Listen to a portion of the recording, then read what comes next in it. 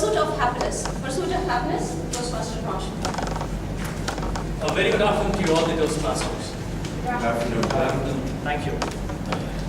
Is there anybody in this auditorium who has never asked this question to himself or herself? Why aren't I happy always? Come on, everybody, say no. No. Even if you've not heard the question, doesn't matter. Well, the answer to the question is, one can be happy always. Now, you would have guessed that I would be saying this had you heard the question properly. But to tell you the bitter fact of the life, one cannot be happy always. And so exists the pursuit of happiness. Ladies and gentlemen, welcome to this world of happiness frenzy. Now you all would be surely confused as to what I'm going to speak next, unless you have read the same article from where I picked up from the internet. Let's testify what this frenziness is all about. In the year 2008 alone, 4,000 books were published on the subject of happiness. Now 4,000 is a very small number compared to the size and the population of Earth, isn't it? Say yes. But when compared to the 50 books published in the year 2000, this definitely is a very big number,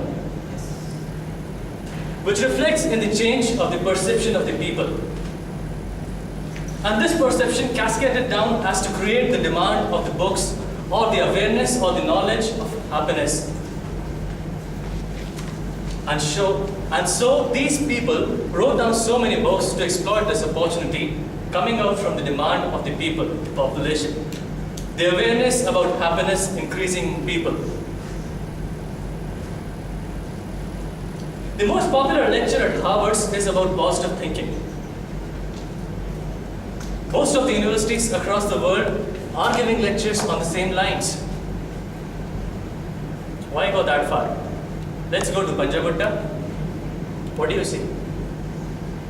Any of you? Traffic.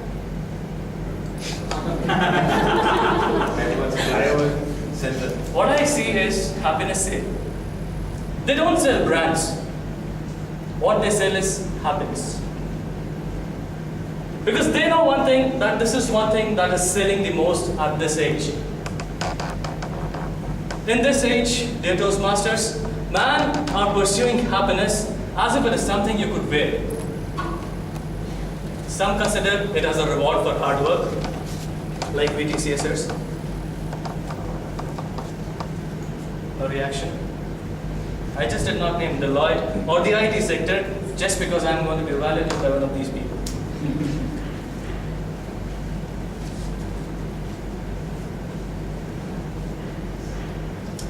Now, it was in the early 1990s that a group of elite people from neuroscientists, psychologists, positive self-help gurus came together to do this research in the happiness sector.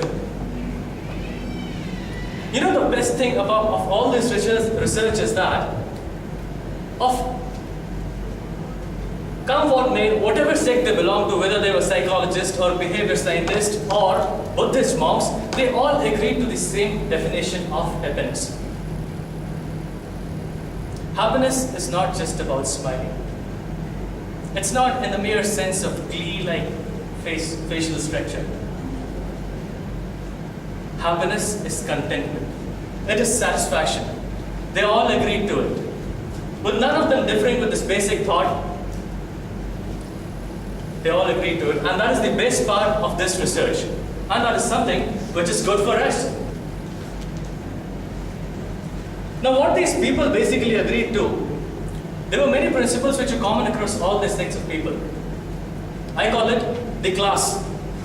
It's people who did research in this sector, the happiness sector. Now this class of people came up with some theories regarding happiness.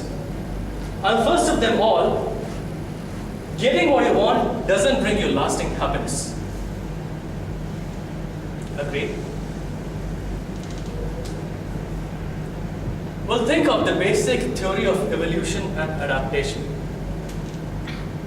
Today you buy a car, 15 days later it's an old car. You've got adapted to that car, you've got used to that car. Today you join a firm, 15 days later it is no more interesting. Today you get married. Well, married people can tell what the reality is. How many of you are married over here? Well, those of you aren't will get to know the reality. The first fact that came out that as time passes, we get used to what we have achieved and we start looking for something else that will give us happiness. Now, the second thing that came out of this class of people was options make our life miserable. You all agree to it? Just take a simple example. What to wear to the office?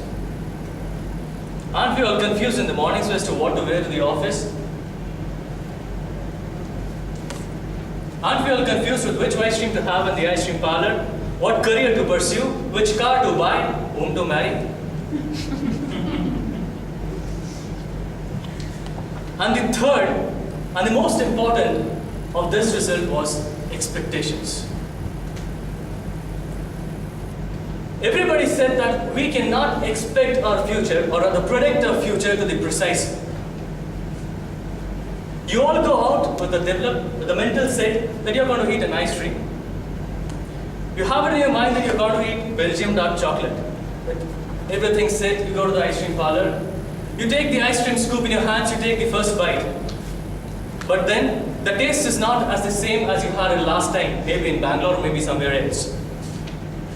What they found out was, you will never be able to predict the future 100% right. Ladies and gentlemen, if you're going to life full of richness, you're going to live life full of emotions, happiness and sorrows.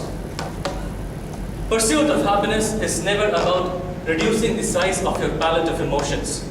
It is about maximizing the happiness quotient. With that, dear ladies and gentlemen, it's about getting what you want doesn't bring you lasting happiness. Options make your life miserable, and how to manage your expectations. I, Pranshu, wish you all a very good luck in your pursuits of happiness.